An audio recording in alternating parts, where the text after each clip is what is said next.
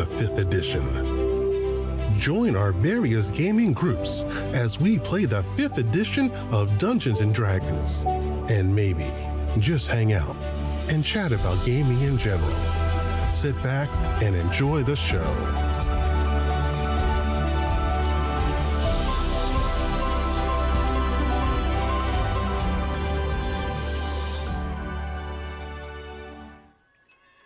Hi, this is Kelly, aka Trixie from Ragnarok and Roll, assigned to Ragnarok Story, and Tilda Wimblewick from D&D Journey of the 5th Edition. First off, I would just like to say thank you to everyone for listening to our varied adventures, as well as for rating us on iTunes and RPGpodcast.com. If you haven't rated us yet, we would greatly appreciate it if you could. And if you're looking for more ways to support our efforts, we are now on Patreon, a great site where you can help us continue making more podcasts, as well as some special surprises for our patrons. If you can, please look us up at www.patreon.com/cppn. Every little bit helps. And again, thank you for listening. Hey guys, welcome back to Creative Flame Podcast Network. Jim here. And Kelly. We are here with the D&D 30-Day Challenge, which is ridiculous now that it's run into the RPG a Day 30 Days of Madness. Thank God we only have like 10 days left of the 30-Day Challenge. Yeah, the overlap is brutal. But it's fun. So today is the 20th day of the D&D 30-Day Challenge. And the prompt for the day is your favorite humanoid / Fae. And I'm pretty sure both you and I are both going with Fae, because, you know. Well, I'm going with one that is technically classified as both. Boom, boom, boom. Depends on, because they just released the one book that changes some classifications. So 5e, it's like, okay. So like the Changeling. Like, a little while ago, it was a humanoid. Now, apparently, they're classifying it as Fae. So it's like, whoa, there you go. It is true. In the new multiverse book, they've kind of tweaked a bunch of races, like goblins, bugbears, and hobgoblins now count as Fae instead of just humanoids. Yeah. It is interesting. Yeah, so, and of course, because it allows you to, you're not evil like a doppelganger, which they hate, by the way, with their lore and stuff. But it adds an extra level of, I don't want to say difficulty, like an extra level of challenge to playing it or freedom, I guess you could say, because you can be any character with a changeling. You're not just restricted to one. But it is kind of interesting to try and keep to your the backgrounds and the flaws, bonds, and those types of things, while being different people. Yeah, that's true. Keeping your core the same, but branching out into your plume de noms or nom de plumes. Yeah, so that's why I decided to go with Changeling, because you get both. But I will make a specific call out to the new changes that I'm intrigued about and I'm interested in, because you mean I can play a fairy? You can play a little tiny fairy now. I can be a pixie or a fairy, and you can have wings, different types of wings and stuff. So, I am calling me intrigued. I may be looking into one of those as the next possible too. I know I've been dying to try a fire genasi. But you know me, I like to try different races and classes as long as it's not generic human. True. I live that every day. Let me try something different.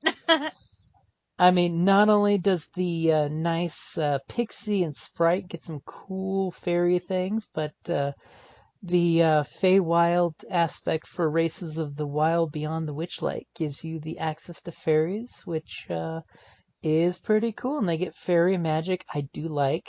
They Hmm. get druid craft right off the bat. So you have this cool druid cantrip. And at 3rd level, they get fairy fire, which is really, really kind of ironic. Hmm. But at 5th level, they get enlarge reduce. Yeah. So that way they can totally use equipment they find with their big folk friends.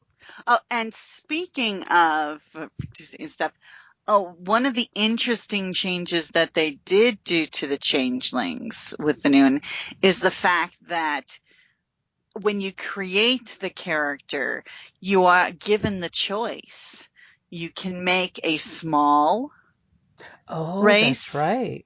You can choose to be small or medium.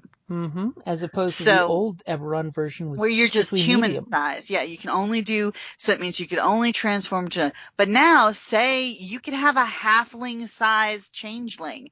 Of course, that does restrict you to only changing, into small creature personas, but you have the choice with this one. And that totally means that your changeling might be living amongst goblins or halflings or gnomes. Kobolds, Yeah.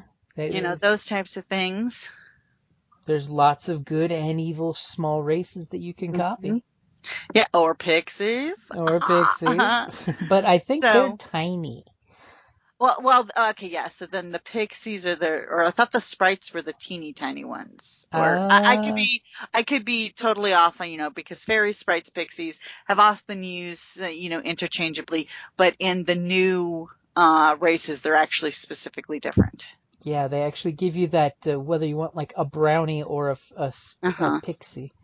They say the pixies is the smaller. The pixies is small. Okay. Much like the smaller pixie and sprites. Yeah. So I am intrigued about playing that. Could you just imagine, just imagine a pixie paladin, Oh, you could totally have a cool adventure, totally spun around the pixies. Like you pick like a hag or something like that as the big bad that's attacking your commune of fairies. And you could have an awesome adventure playing teeny tiny folks. Exactly. Come on, what would be more deadly than a pixie bard? Or a pixie sword mage? Yeah. There's just it And then you play him like truth. Oh, I love it when you do that. The two character from yes, Zalord. Zalord. Oh my god, I love that when you make that voice. Yes, and I will totally name drop that Jim Butcher just released a Dresden Files novella. Ooh. That is available on Amazon or Audible.com. Though I did not want to buy it for $20 for only 3 hours of reading. I'm a bit of an audio snob in that regard. Yeah, that's a bit much. Of course, it did just come out, so if it's anything like his other short stories for Dresden, they're usually really good. Cool. Now, if only he'll come out with the next book. So, of course, for my favorite Fae, I'm going to go back to what I used to enjoy playing back in 4th edition, which is the Eladrin, which is your, if high elves were the elves that came to the world and focused on arcane, and if the wild elves were the ones that came to this world and focused on communing with nature, the Eladrin are the Faeest of the elves ever. And of course, like in the last update, they kind of come out and say that Eladrin are the pinnacle of what elves were, the first race of elves, basically. The high elves? Yep, and they're very transmutable. Like, they kind of, in the Mordecai book, talk about they could swap genders as they need. But in 5th edition, the Eladrin are closely tied to the Feywild. As such, when you make it an Eladrin, you pick a season, and that is what you are bound with. Oh, sort of so like the elemental Fae. Oh, see, that's interesting. You actually have the summer, the winter, and the courts and such, as in, So when you pick your Eladrin, your autumn, winter, spring, or summer, when you finish a long rest, you can actually change the season, which is interesting. Oh, that is so interesting. You can constantly evolve. So just to give you an idea, when you're autumn, At third level, you have Phase Step, which is a bonus action teleport. It's totally Misty Step, which is what the 4th edition Eladrin had, which is a shorter long rest recharge, which is great because it gives you teleporty powers. But when you reach third level, your Phase Step gains an additional effect depending on your season. If you're Autumn, after you Phase Step, up to 2 creatures of your choice that you can see within 10 feet of you must succeed on a Wisdom saving throw or be charmed by you for 1 minute. So you beguile. If you're Winter, when you use your Phase Step, 1 creature of your choice that is within 5 feet of you before you teleport must succeed on a Wisdom saving throw or be frightened of you until the end of your next turn. Because you're Dark Fae, you're Unseelie Court. And then if you're Spring, when you use your Phase Step, you can touch 1 willing character within 5 feet of you, and that creature teleports instead of you, appearing in an unoccupied space of your choice, up to 30 feet away. So Spring is totally about getting your friends out of there. I could totally see a Paladin using that to evacuate their friend without provoking attack of opportunity. And then for Summer, immediately after you use Phase Step, each creature of your choice that you can see within 5 feet of you takes fire damage equal to your Charisma modifier. Wow. So as you come, because the concept is sort of like in 4th edition, that you slip into Feywild and you teleport out of Feywild. So when you pop out, some of Summer's heat just flash burns everybody. And then, of course, the different, depending on which one you start with, there's some personality traits for what your flaw is and your personality trait is for depending on each season, which is cute. And of course, just like typical elves, they don't sleep. Instead, they meditate. And for your, let's see, what else do they have? I think that's it. Except you, of course, have advantage on saving throws against being charmed, and magic can't put you to sleep. And you gain proficiency in perception, and you have dark vision because you are accustomed to the twilight forests and the night sky. You have superior vision in dark and dim conditions. Pretty much all elves have dark vision. Yeah. And, standard elf fare, +2 to dex, +1 charisma. Eladrin that embrace good or evil take their benefits to extremes, serving as great champions of justice or terrifying villains. And of course, Eladrin are great because they can totally fill in for almost any Seelie or Unseelie Fae characters you need. Eladrin totally fit the bill. Just going to throw that one out there. Because they are whimsical like the seasons. You know which season I would pick. What? No, you know. Oh, I know. Think about it. It would have been autumn.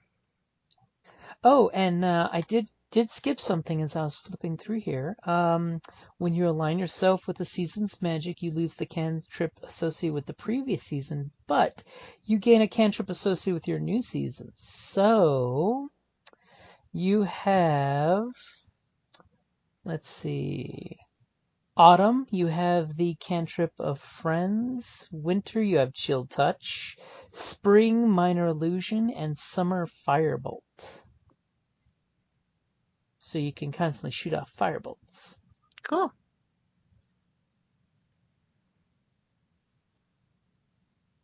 So,